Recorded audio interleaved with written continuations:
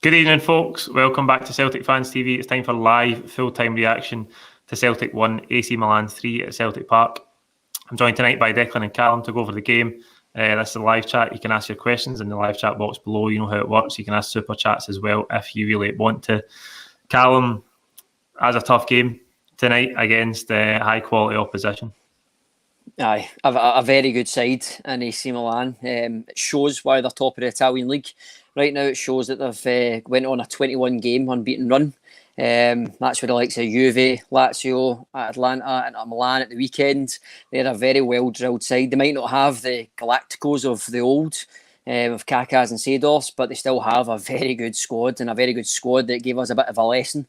In that first half, we get found wanting so many times, and I think that was every fan's nightmare from obviously Saturday. We knew if we went into this at 3 at the back, that could be an area where Milan could really hurt us, and evidently that showed. Aye, Declan, before the game, I was certain we would go back to 4-2-3-1. Served us really well in the Europa League last season. Did you expect us to go back to a 4? I was expecting us to go back to the 4. I mean, I did think it was going to be harsh on Welsh to be dropped, but because that's probably what he would have done to start with. But I would have started with a 4. I know maybe options were a bit limited on the right-hand side. Maybe Ryan Christie not fully fit, but I expect to go back to a 4 and Christie to come in and play in the right-hand channel. But you certainly saw the difference it made in the second half, and we get some wee glimmer of hope of the Celtic that we were watching last season. We went back to that 4. Aye, Callum, I thought the first 10 minutes we were quite good. There was a lot of elements of the game that I liked tonight. And the start was one of them. I thought we had good intensity. When AC Milan had the ball, we were pressing them relatively high. I thought Laxalt started really well. And we were good in that opening 10 minutes. Aye, that was a good spell. And I think that's what we needed from the weekend, was that intensity, that push from the team to show that they can bounce back from the weekend. And as you said, we got that in the first 10 minutes. Laxalt was he had a very good performance, I thought, on that side. I don't know if that's maybe down to him knowing the style of Milan, knowing the type of players he's coming up against, playing with them week in, week out, training with them, etc. But I thought he done very well. And as you said, 10 minutes, we were on the front foot. We put Milan back, but then Milan started to grunt it, and for some reason we just took our foot right off the pedal, and we just allowed them to play. And when you allow good sides to play, you'll be punished, and that's where the first 2 goals come from in the first half. We allow them to just dictate the speed of the game, and when you allow a good side like that, they will score against you eventually. Declan, for all the good first 10 minutes, AC Milan with their first real attack, go 1-0 up. I thought the source of the goal is the cross. I don't think Laxalt, for all he was good tonight, he lets Castello come in on his left-hand side, and once the ball's in the box, I mean, I know Welsh is there with Krunic, but the ball's already heading into the far corner. He just nods it on. Goal. I think there was a lot of blame directed at Barkas initially, kind of getting feel for Twitter, but as you say, when that ball goes in there's a naivety in Welsh still. He's still a young boy, he's still learning. I think we need to kind of appreciate that. But again, international captain of the Republic of Ireland left wanting. I don't know what he's doing. He just jumps in the air.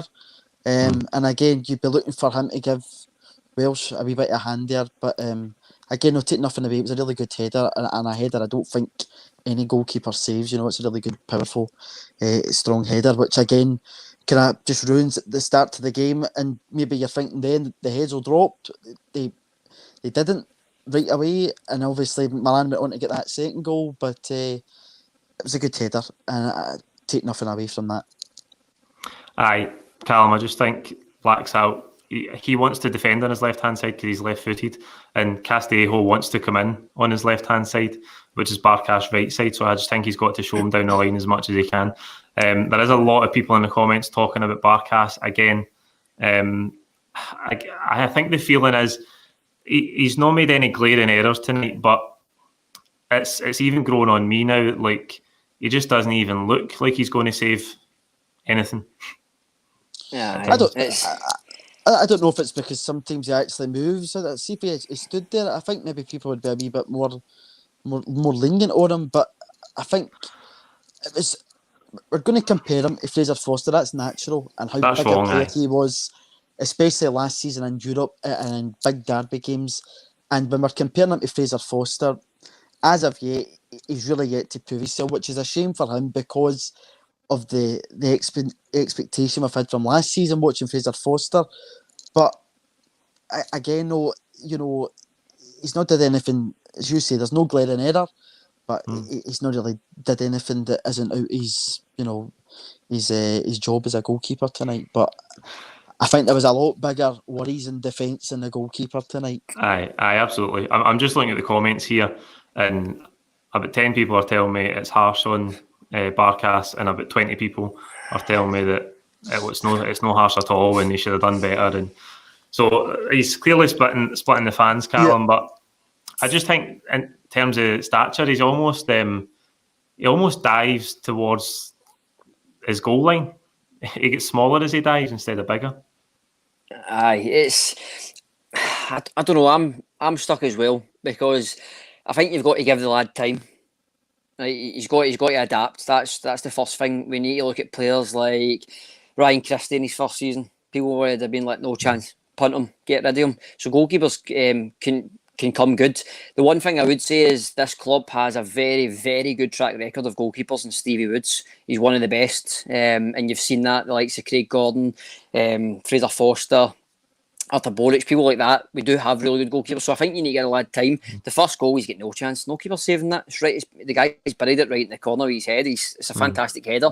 And then even the second goal as well, the problem is with the three at the back, and we're saying with Duffy there, how he should step up.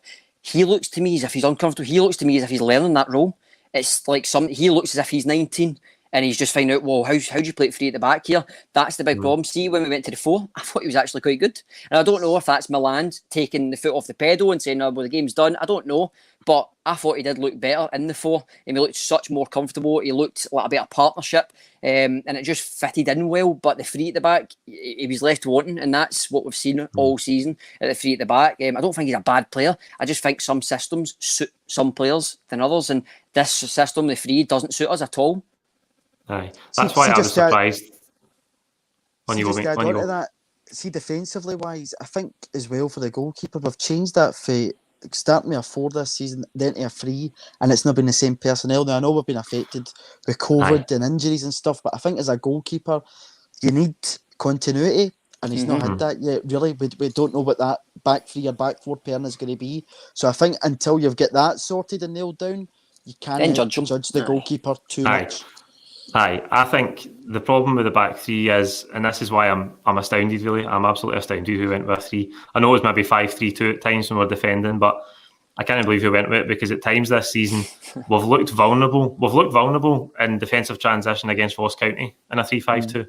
And you see with the second goal tonight, and I had a feeling when we had that attack, Laxalt was burst forward. I think it goes to Griffiths on the left-hand side. He swings the ball in. Donnarumma catches it, and I thought, we could be in trouble here.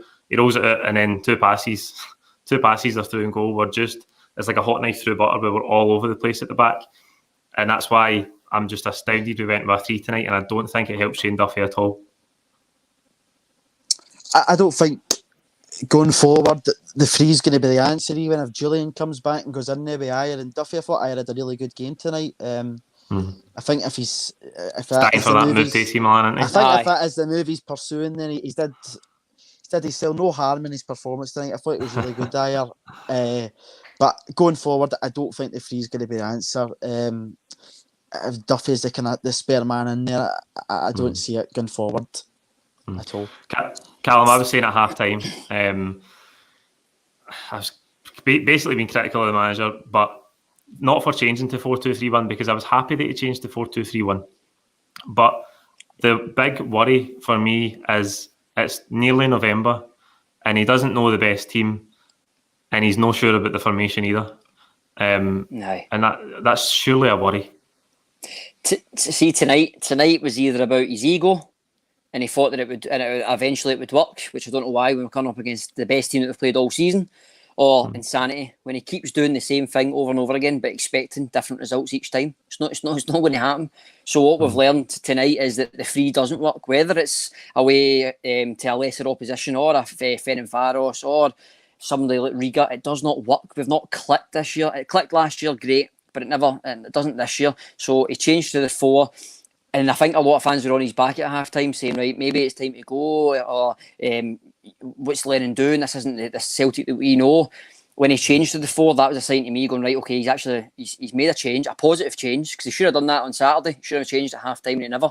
He stuck with the team he had, and we lost the game in the first 10 minutes there. So tonight, when he changed it, it was better. It was positive substitutions. I thought Ryan Christie came on and he gives that energy. I've been shouting for the rooftops for Tom Rogic to be in this team for months and months. Paul, what you? We'll come to him. What a player! Just what a player. We'll come to Tom Rogic in a bit more detail. Declan, I just think we're a wee bit reactive just now. I think the management, the coaching staff are just a wee bit reactive. Ayeti, no fit to start at the weekend, done 77, nearly 80 minutes tonight. Griffiths took the risk. Neil Lennon said before the game it was a risk. He's took the risk tonight with Ayeti and Griffiths. Well, take the risk on Saturday. I know it's 4 or 5 days ago, but take the risk against the team who are at our level in Rangers, not the risk against AC Milan, where this game isn't going to define the season. There's no two ways about that. AC Milan could have beat us regardless of what form we were in because of the quality they've got. But I would just like to see him take that risk on Saturday, and the outcome in the game might have been a bit different. I know we're not here to talk about Saturday, but I just think we're being a wee bit reactive, and you can see that at half-time when he persists with the 3-5-2, but then at 2-0 down, he reverts back to the 4-2-3-1, and then you see in the performance in the second half that is what we should have set up with in the first place. Well, that's it. You're going to ask yourself at the end of that game tonight 2 questions, as in what you're saying there. 2 strikers starting tonight. Guess have had more days in the training park at Lennoxtown. The manager called that a luxury. He's not had a lot of time to work with the players with the international break after the transfer window. I respect that. But again, no, if the 2 of them weren't fit, surely they could have played a half each. But again, no, I'm not watching them at Lennoxtown. I don't know what's happening in there, but that's how I see it. That if the 2 strikers are fit to start, then surely you could have at least got half out of them each. And then again, the 4 at half time on Saturday, we just saw it wasn't working. There was a naivety down the right hand side with Frimpong and Welsh, which was targeted by Rangers. But tonight was a good glimmer of hope in that we saw going back to the 4 working. Elanusi going back to that left hand side position. I know his goal was a header, which isn't his usual forte, but he took that well, looked a wee bit more like himself, and I think to get the best out of him and some of the other guys, that is what we need to go for. But I'm glad we changed it tonight. I thought the subs were positive. We saw differences in that, and when we go into Tom Rogic, I think we could all be in agreement that he made a big impact in the game tonight. Aye, absolutely. I just think last thing on that, the striker scenario, Griffiths had 2-3 weeks before the derby. He'd played in the bounce game, and some people saying here in the comments 4 or 5 days can make a big difference. I understand it can make a big difference, but what fitness can you get in 4 or 5 days that you can't get when you've just had 2-3 weeks in the build up to the derby? I know he came off at half time tonight, but I think that was forced because we wanted to go back to the 4-2-3-1. But Callum, as you and Declan have both touched on already, Tom Rogic come into the game. Christie and who else came on at half time? I've lost it there. It was Rogic. Did Rogic come on? Rogic came on, Taylor came on, Klamala, Christie. I think it was Christie and Rogic came on at half time. It was Christie and Rogic at half time, was Christie it? and Rogic, Aye, no, it was Moy. Sorry, it was Moy. Aye, Aye, Moy came on at half time, Christie came on, but Tom Rogic was the man that changed the game for us.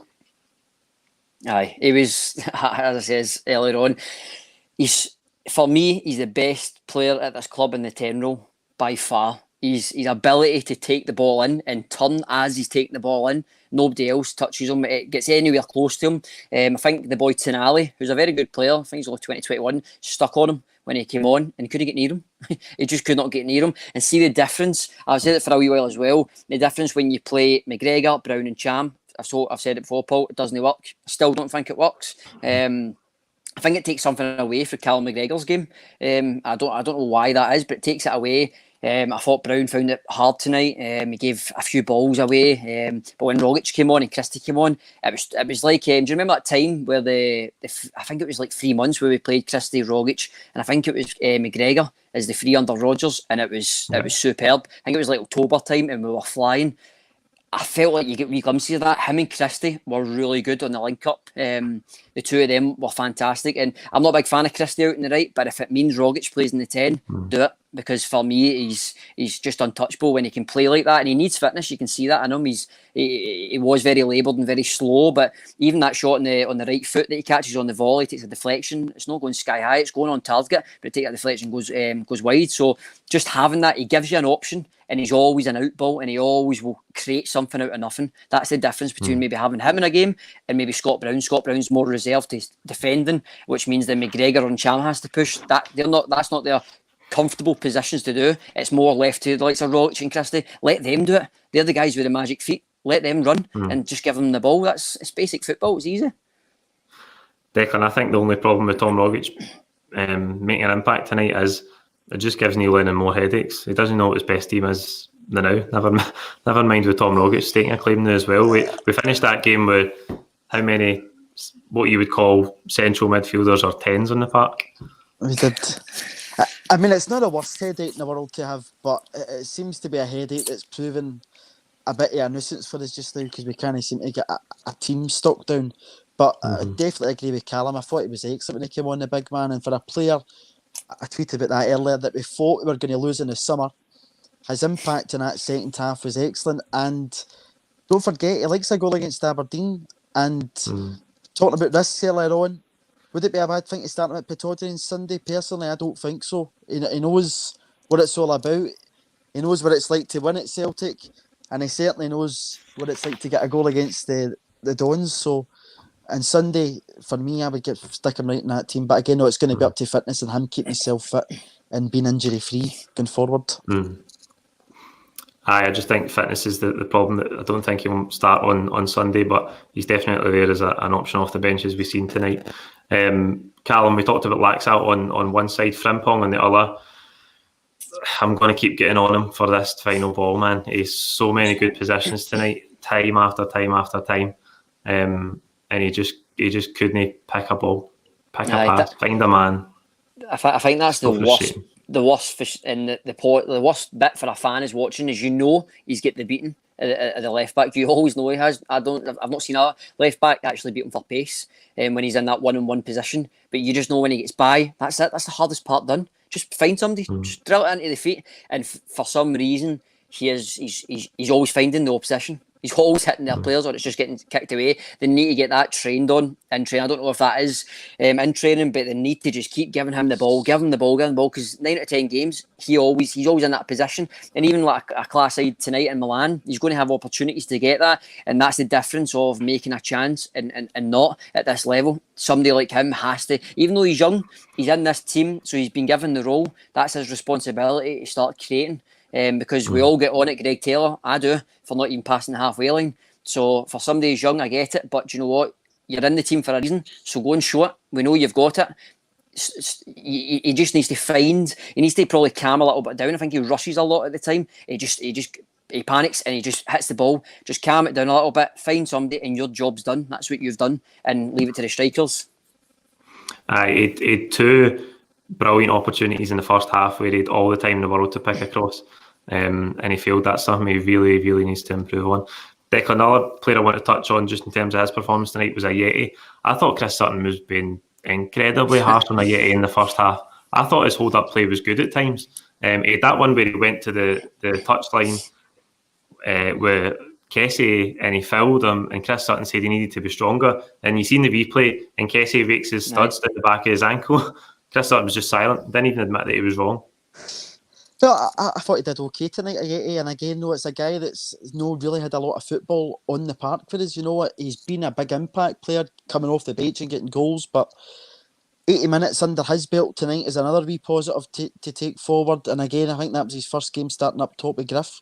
So, get a partnership going there. It's going to take a bit of time. But a point Pal Patrick pointed out earlier to us was the 3 games we've lost this season, Edouard's not featured in any of them. So whether or not that's having a wee impact on performance all round wise, I don't know if that's something to maybe look at in the 3 games that I've lost. Eddie's not been featured, but I thought Aieti did okay tonight. I don't think I could say had a bad performance. Even a few times first half, the ball's roped in the box, he kind of scuffed his shots, but it's good that he's in those areas, making those runs. He's quite happy with the ball played to him through the channel as well. So no, I thought he did okay.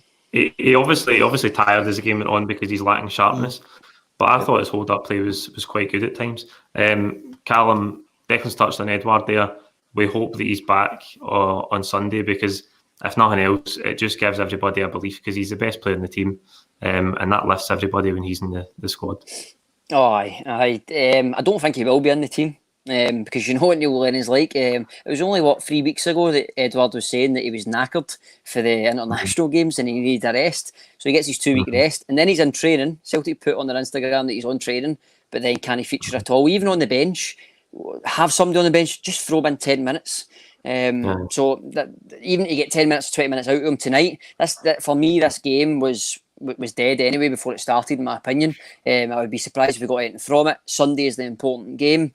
And to give him 20 minutes tonight then gives him maybe 60 minutes on Sunday against Aberdeen. So I don't see how he'll fit in. That's why I think Lennon went 2 up top today, because he needs somebody that's going to get 60 odd minutes in their legs tonight to then go and take 60 minutes on Saturday.